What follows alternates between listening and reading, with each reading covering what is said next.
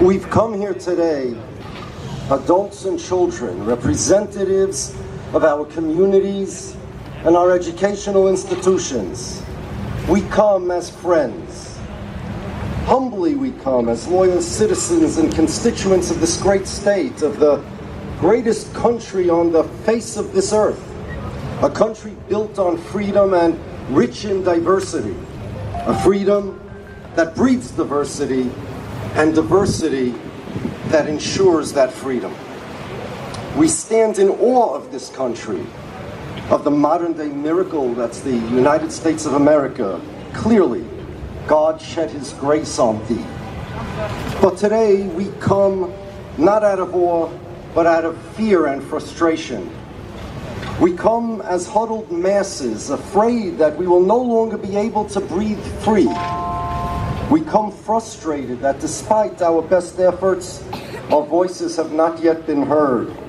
For generations, centuries, our community has adhered to an educational system that has succeeded in breeding scholarly, righteous, productive members of society, with emphasis on character development, values, and respect. It has long been known, that the key to our identity is our educational system. Our yeshivas are not something that we do. It defines who we are. I say this in front of the children and adults alike. Our education to us is more than a way to provide students with skills to make money. Education is bigger than that. It creates a person. It nurtures him. It empowers him. It instills value, faith, and a soul. Education is a value unto itself. To us, education is sacred. Literally, a religious imperative, both in terms of what we do teach, as well as in terms of what we do not. Which subjects are emphasized, which ones are not. Which are given more time and which less. All of these are deliberate and measured decisions that comprise a unique and distinctively successful method of education. A method that has always relied on pure, unadulterated, untainted transmission of Torah wisdom from teacher to student and from parent to child. Many heroes from among our people have given their lives to preserve our way of life, our religion, our identity, and all of that. Our way of life, our religion, and our identity is entirely a result of our traditional education. Sometimes our religion requires us to give up some material pleasures for the sake of spiritual ones. But not so when it comes to our schools. Our students accomplish this worldly achievement as well as spiritual growth. Our community is successful, materially and spiritually. We raise children that are wise, happy, productive, and proud, regardless of how they choose to make a living, which has nothing to do with it. None of our schools require metal detectors, and not a single one of our neighborhoods is unsafe to walk at night. Our children know what is important in life, and they know. And I say in front of them, children, whether you become a CEO of a big company or you work in a mailroom, your parents will be proud of you, not because of how you make a living, but because of what you are. How much you have imbibed the Torah and the values that you learned in your yeshiva. We hear now that lawmakers are considering passing and enforcing legislation that would remove our ability to choose the values in education that's best for our children. To remove that decision from the parents and hand it over to government. We would be required to disrupt our children's education against both our best judgment as parents as well as our religious beliefs. With all respect due to this wonderful and incredible country and state, we implore you, do not pass this legislation. Such legislation would not only violate our religious principles, it would irrevocably degrade the spiritual well-being of our children. Our children are not broken. Please don't try to fix them. The state education department ought to be proud of our community, of the behavior of their children and of their upbringing. Look at them here. Dozens of teenagers, hundreds of children. Look at their behavior. Tell me, have you seen an assembly like this of adolescents, of so many of them, so well behaved? We humbly remind our lawmakers, deeply embedded in this country's values are the rights of religious communities and their autonomy.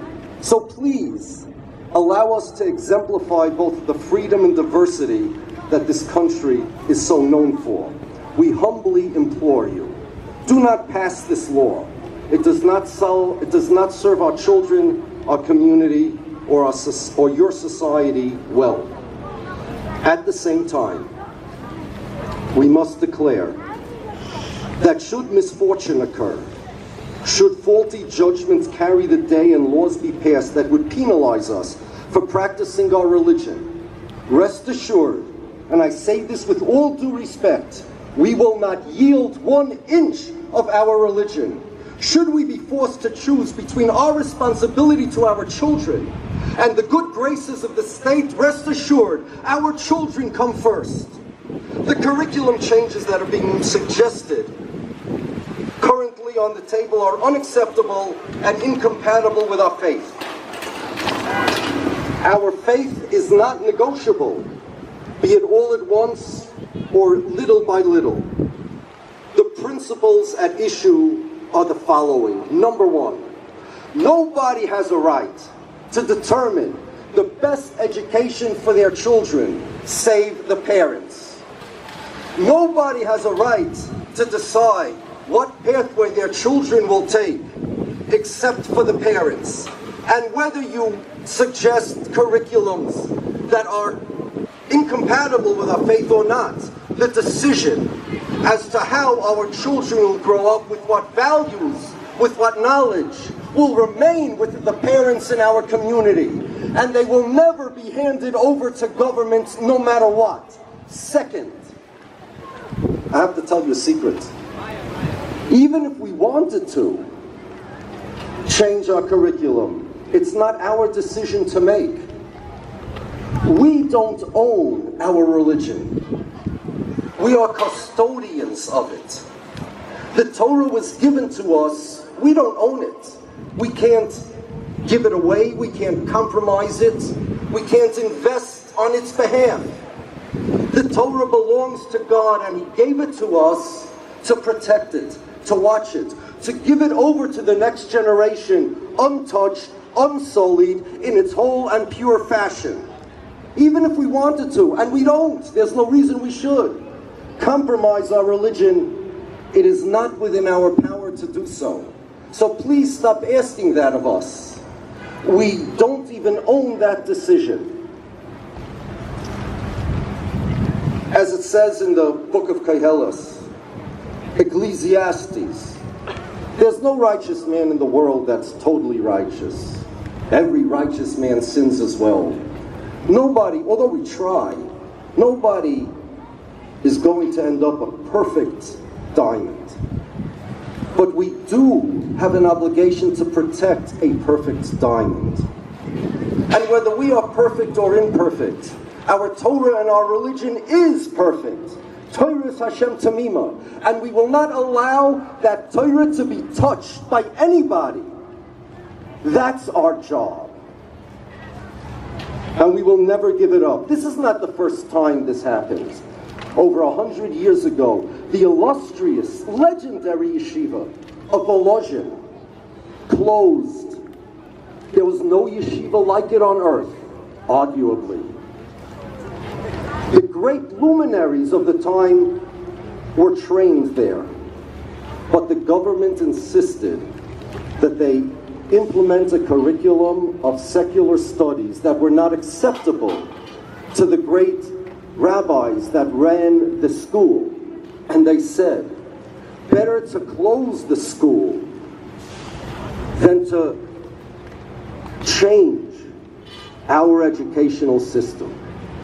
The educational system will be handed to our children, either by us or by others. but it will not be changed. The chain of tradition of Torah that started from Mount Sinai, that passed from generation to generation, will not stop and will not be changed here in Albany or anywhere else in the world.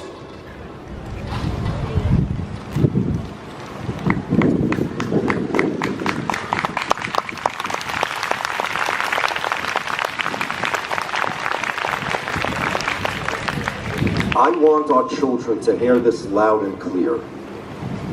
We will not shirk our responsibility to you. We will not give you less than 100% of our religion, either because of promise of reward nor under threat of punishment. But please, we implore the government here, don't let it come to that. We love this state and we love this beautiful and benevolent country. But on behalf of God and country, for God and country, in that order, we beg you, please, let us choose our way of life. Let us choose our lifestyle. Let us live the lifestyle that our ancestors did, that we want to. America is the land of the free and the home of the brave. And when it comes to our religion, and I say this in all humility, we will be the brave. And no matter what, we will remain free, either in New York or elsewhere, but we will remain free. Our community prays regularly for the peace and success of this wonderful country. But this country's success depends on the freedom of its citizens. All we ask is for the freedom to pursue our way of life unencumbered and to bring up our children the way their parents see fit. May it be the will of the Almighty God that we be able to continue to live peacefully and practice our religion without compromises, as we have done thus far. And may the country's lawmakers be granted the wisdom by God to make the right decision this time and every time they need to make decisions. And may God continue forever to shed His grace on this great country from sea to shining sea. Amen.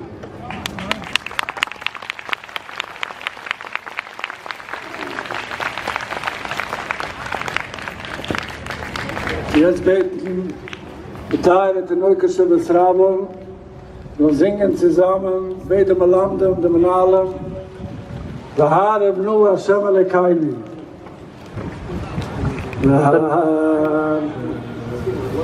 Man weet, Hashem das Kunem, man geht jetzt, Joseke kommen nach Regen, aber sich ziehen an, man geht ziehen, machen den March beim Education Building, man geht marschieren, wir folgen, dort gehen die Kinder sich